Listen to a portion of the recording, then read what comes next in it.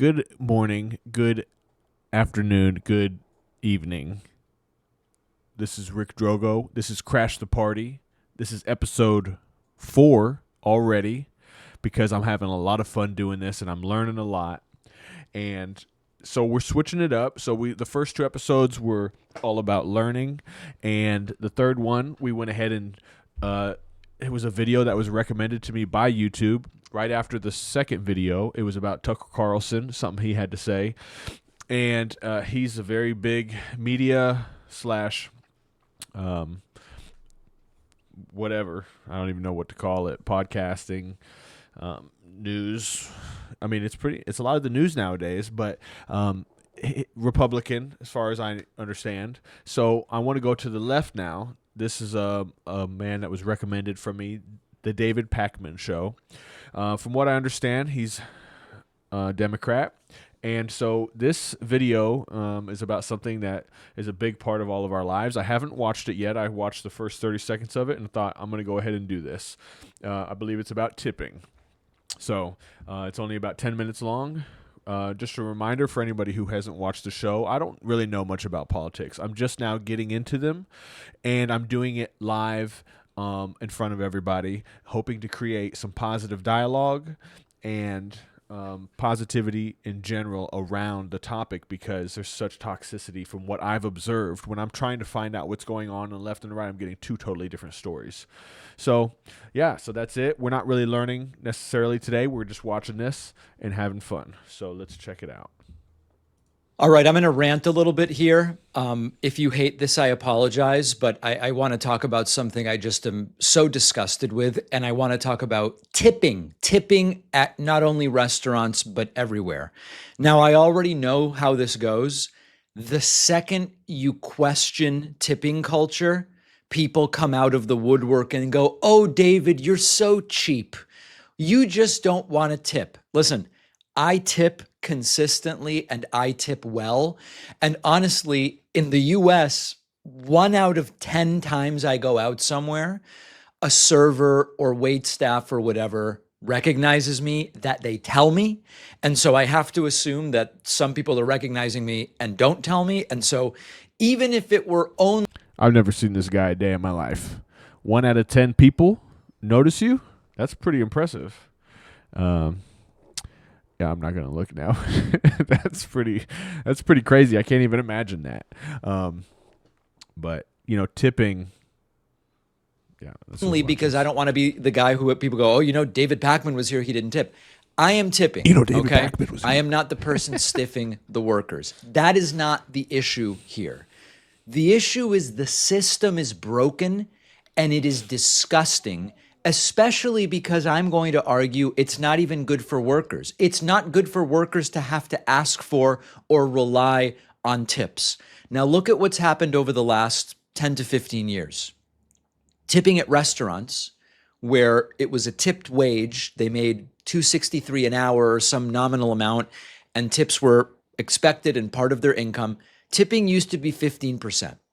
It then went to 18. It then went to 20. Now when I get the iPad turned to me, sometimes it's 22, 25, and 30%. And if I only want to tip 20%, I have to go other and then type it in, and they're staring at me and they're angry. And by the way, it's now considered standard to tip 22 or 25% in some places. For what exactly? I'm expected to tip more than 20% at a place where I go to the counter and stand very straight to place my order, bring my own food to the table, clean the table because after the last person left, nobody cleaned it, and then bus my table. Hey, my buddy, the biggest dog of them all, Stu, this is how he puts it. If we're both standing when I order, you're not getting a tip. And that's great. I love that. I'm a tipper. I'm a big tipper. I do tip when we're both standing. But I feel obligated to, and I'm I sometimes I don't want to. Every now and then I don't. But yeah. If you believe if we're both standing when I'm ordering, you're not getting a tip. I am not mad at that at all. Like the fact that I still tip is a personal thing that I got going on, and I love that. So And I'm expected to tip 22 or 25 or 30%. Now, this is not typical in most of the world. I want to get back to that. I'm in Argentina right now. Here it's sort of like, listen, at very touristy places, they might expect up to a 10% tip for very good service. You might round up to the next dollar equivalent or whatever. But in most countries, it's not like in the United States. Think about the growing number of places where you are now being asked or offered the opportunity to tip. Of course, restaurants, self-service coffee shops, takeout counters, food trucks, self-service kiosks, rideshare, delivery apps, hotel check-in in certain scenarios. Even at some retail type stores, I've gotten the iPad. Haircut, of course. I'm told Botox injectors expect tips. Everybody. People report being asked for tips at auto repair shops after picking up their car. Even self-checkout screens in some places. So at some point we have to ask, what are we tipping for? But I've mentioned this, but then the iPad everywhere. We have a question for you. You have to answer a couple of questions. There's one question, which is how much do you want to tip? Right. Now, it can get even weirder because more and more restaurants have also instituted service charges. Right. And sometimes there's a little note. We have added an 8% wage equity fee. We've added an 18% back of the house fee for the people you don't interact with. It is not a tip. So you do the 18% and you're expected to tip 15, 18, 20, 25%. Wow. And so to go back to a simple example, you go by a restaurant and you go, I'm going to get a burger. And the burger is $16. All right. But then there's an 18% service charge, and then you're also expected to tip back of the house, front of the house. It's not really a $16 burger. That's a $22 or $23 burger. Now, what I would prefer, if $22 or $23 is what is required to cover all expenses or whatever, charge it as price it as a $22 burger. And then I can decide, okay, I'm kind of estimating the quality of this burger. I'm looking around at the ambiance. I'm seeing if there's table service or not. And then I can decide, is a $22 or $23 burger worth it? I would much prefer that and let people decide based on what would really be the price of the burger. Now, let's go back to, it's sort of a pricing theater in a sense. Now, let's go back to the American aspect of this. Other countries do have tipping, but it's not like this. You know, in much of Europe, rounding up to the next euro is fine, or nothing is also fine. 5% would be fine. 10% would be generous and at a nicer place where service is more deliberate. Multiple countries, tipping is often between 2 and 5 or maybe 10%. And it really is optional. And here's the key part. Workers are paid wages. The tip really is a bonus. In the United States, it's the opposite. It's not an extra. The tip is expected. Sometimes the tip is the majority of the worker's income. And that is an important aspect of this. Now, let me bring up one other part, and then I'm going to kind of wrap it all together. Service providers like haircuts, massage, personal training, they set their prices. Now, you might go, well, no, the personal trainer at a corporate gym doesn't set their price. Fine. But think about a plumber or an independent personal trainer or an independent licensed massage therapist. It's not a restaurant where you could argue, well, they have a low base wage and tips fill the gap. They could tell you this is a $120 massage. Okay, that's the price they've decided to charge for their labor. But when tips are expected on top of that, why? If what you really want is $140, tell me that that's the price and go, we don't do tips here. It's $140 for the massage or the cut and color or whatever, and let me decide whether that's worth it. Don't, especially if you set your own prices, don't quote one number and expect another. I think that part doesn't make sense, and I think we need to change there as well. Now, let me get to the real part, because so far it's a lot of complaining. This entire system isn't good for workers. Tipping shifts responsibility from the employer to the customer. It makes income unpredictable. It depends on the shift. It depends on the customers. Are the customers foreign that day and may not be acquainted with what is expected of them? And it also introduces bias. We know tipping is weakly connected to actual service quality. A lot of it is people just tip a certain amount every time. And also, there can be bias based on the worker in different ways. And it also creates a tension because now it creates a tension, to be clear. The worker is now depending on you and you're standing there wondering if you're about to be judged for pressing the wrong button. Oh, yeah. That's not really a normal transaction. No, it's a terrible transaction. And I'm a good tipper, and I believe in tipping. And just recently, we went to a taco shop. I'm not going to say what it was. It's here. It's a big place. It's all around. I live in the Dallas area. And this taco place is our first time going there. We go in there, and it's everything self-serve. So they got plenty of people working there behind the counter. And there is a cash register there to take our orders, but there's 2 kiosks. And the girl in the back is like doing some stuff, looking busy. She doesn't look like she's really doing much. But and there's a line. We have to wait in a line because these people are doing this. So we order the food ourselves and it asks for a tip. And I'm like, I'm not tipping. I look at my wife. I'm like, I'm not tipping. This is a joke. And she said, don't do it. Don't tip. And I said, I'm gonna. And she said, I'm proud of you. So I didn't tip. And then when we sat down and we got our food, and guess what? This guy brought the food out, and I thought, man, I should have tipped him. This guy's bringing our food. And I'm like, no, I shouldn't have. Like, he's just doing his job.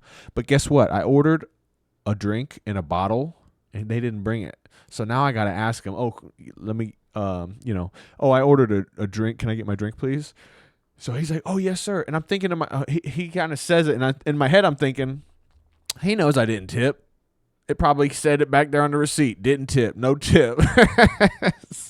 And so now I'm like, so I follow him to the desk. I'm like, look, I didn't tip you. I don't expect you to work. Give me my drink.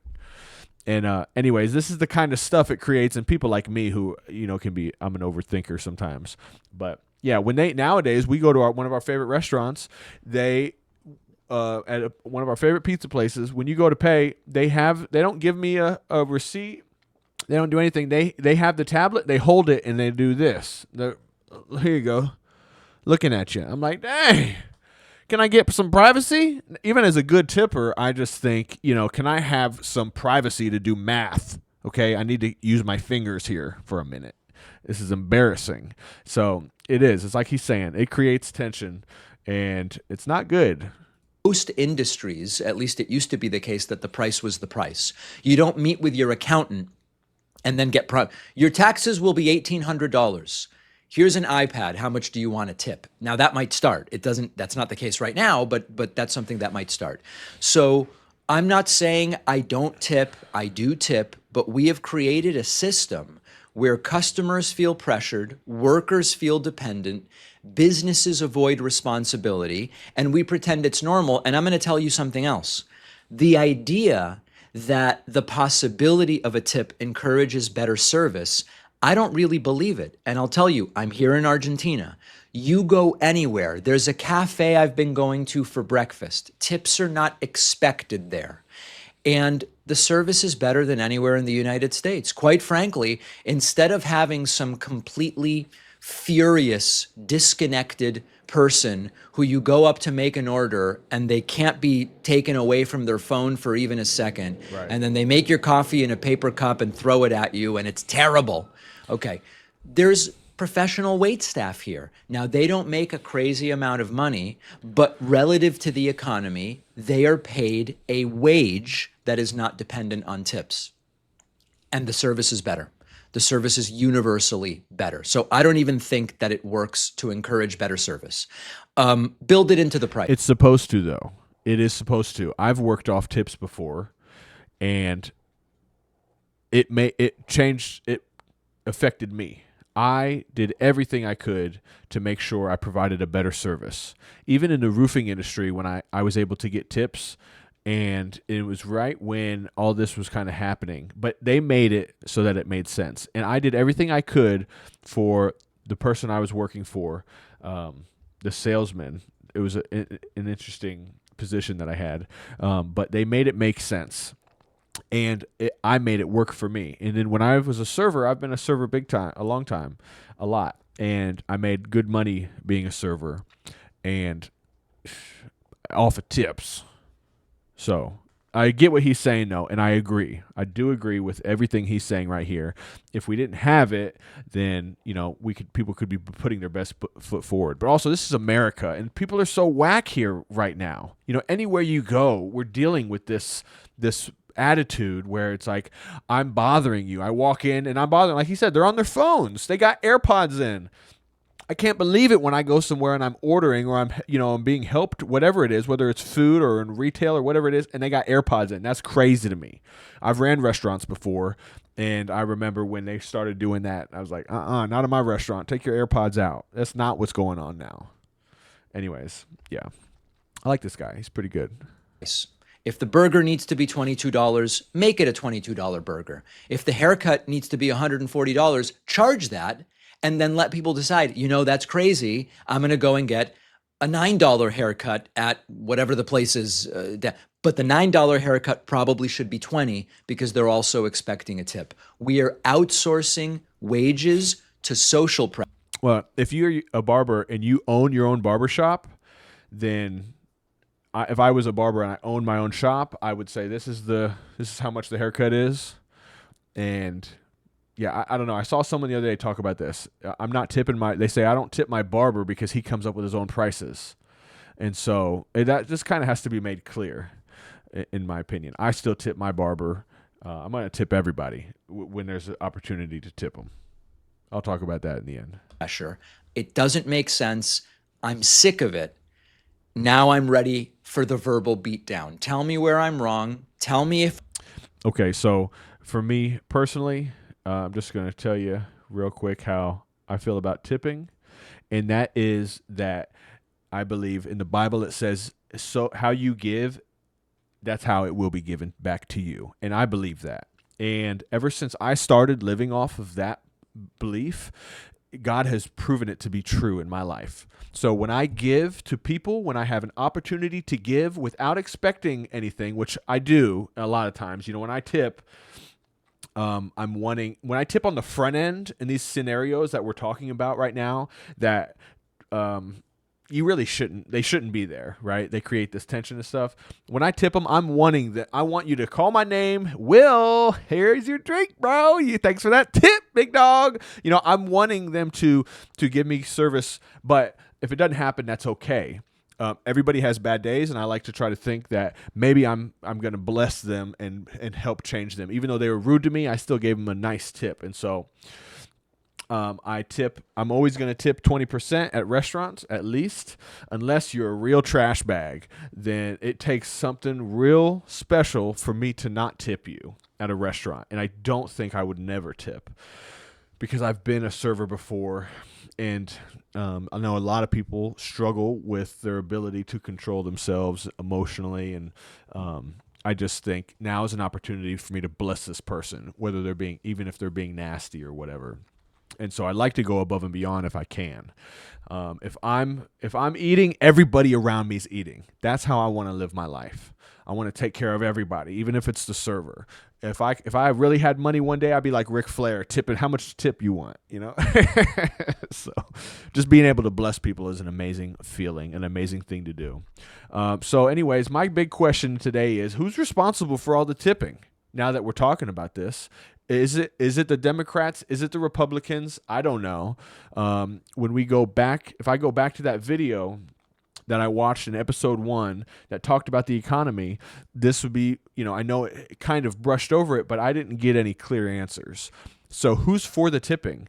Like I said, I'm for it in certain scenarios, but it's going crazy now. And I'm wondering, my question is somebody pushing it? Is there an agenda here? And is it one of the parties, the Republicans or the Democrats, the blue or the red? I don't know. But I did have a great time tonight. I had lots of fun. One of my kids is playing games in the background. It's evening time. They get to play their games, and I don't mind. I just like having them around me. So anyways, that was great. So God bless.